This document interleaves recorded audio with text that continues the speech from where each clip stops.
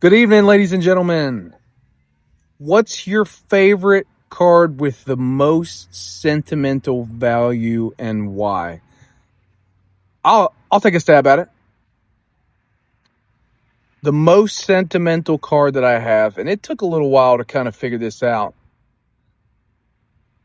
It's a kind of beat up, soft corners from when I was a child, 1991, 1992 Fleer Michael Jordan. And the story behind that deals mainly with nostalgia. So I grew up around the Lexington, Kentucky area. And this was in the early 90s. I can't remember when, exactly.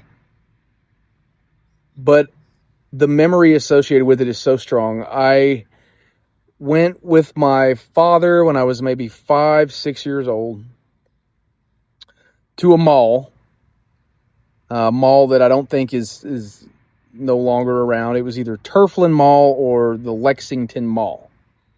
If you're from Central Kentucky, you'll know what I'm talking about. It wasn't Fayette. Anyways, and we're walking in there, and I'm a child, and I see a card shop, and I can still see it in my mind. It's kind of off over in the corner. It's not a kiosk, because they did have a lot of kiosks back then. But I remember being so excited when I saw, my first Michael Jordan basketball card at the age 5 or 6. And I was saying, Dad, can you please buy it for me? Dad, please, please. It was maybe a $5 card at the time, if even that.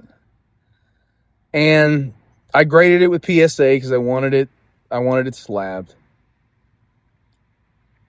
And every time I look at that card, it just reminds me about the simplicity and the purity of the hobby.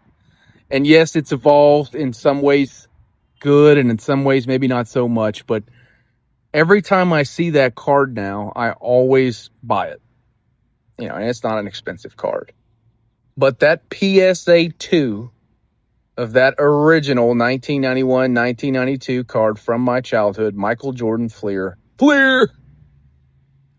is probably the most sentimental card that I have. What's the most sentimental card that you have?